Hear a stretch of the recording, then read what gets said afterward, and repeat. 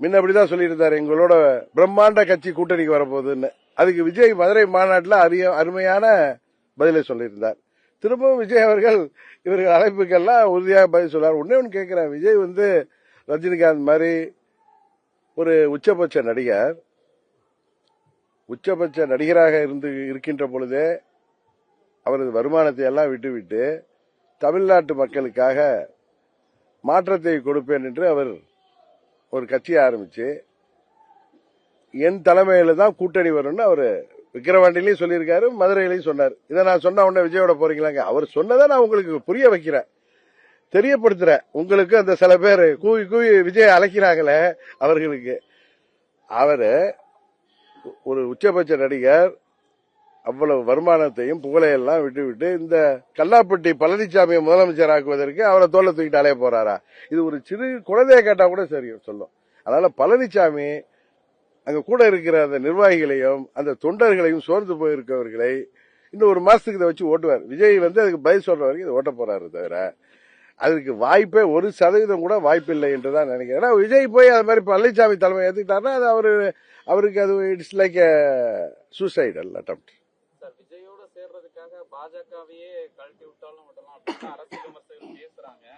அத ஃபர்ஸ்ட் சொன்னது நான் தானே உங்களுக்கு. பழனிசாமியை பத்தி தெரியும், துரோகத்தை தவிர வேற எதுவும் தெரியாத பழனிசாமி முன்னையே பிரம்மாண்ட கட்சி வரும்னு பிஜேபி கூட்டணிக்கு தவிர்த்து பார்த்தார். அந்த பிரம்மாண்ட கட்சி வரலன்னு தெரிஞ்சதோ பிஜேபி கூட்டணியில் இருக்கார். ஒருவேளை இல்ல, அதாவது விஜய் இவர்களோட வரல, இவர்களை ஏற்றுக்கொண்டு விஜய் தலைமையிலான கூட்டணிக்கு இவர்களை விஜய் ஏற்றுக்கொண்டால் உறுதியாக பாஜகவை விட்டு ஓடி வந்து விடுவார் என்பது ஏற்கனவே 2024 தேர்தலில் என்ன பண்ணாரு பழனிசாமி? பாஜகவுக்கு அது முக்கியமான தேர்தல். மோடி அவர்கள் 3வது முறையாக பிரதமராக வேண்டும் என்பதற்காக இந்தியா முழுவதும் பாஜகவை சேர்ந்தவர்கள் என்டிஏ கூட்டணியை பலப்படுத்தி வந்த நேரத்தில் டெல்லியில தேசிய ஜனநாயக கூட்டணி கூட்டத்தில் பிரதமர் மோடி அவர்களுக்கு வலது பக்கம் உட்காந்துட்டு ஓடி வந்தவர் தானே.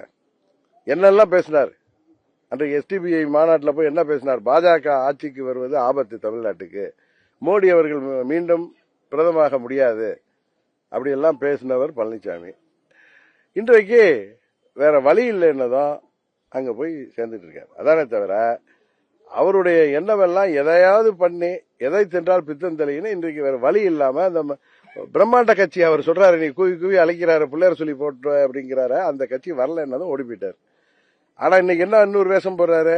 பாஜகவுக்கு நான் நன்றி உடையவனாக இருப்பேன், ஏன்னா 4 ஆண்டுகள் ஆட்சியை காப்பாற்றி தந்தார்கள் எல்லாம் பேசுற பழனிசாமி 2024 அவ்வளவு உதவி செய்தவர்களை விட்டுவிட்டு அவர்களுக்கு பாஜகவுக்கு முக்கியமான தேர்தலில் எதற்காக ஓடி வந்து வெளியில வந்து தனியாக போட்டியிட்டு பாஜக தோற்க வேண்டும் என்பதற்காக போட்டியிட்டாரா இல்லையா? இந்த கேள்வி நீங்க அவர்கிட்ட கேட்கணும், அவரை சேர்ந்தவர்கள்ட்ட கேட்கணும்.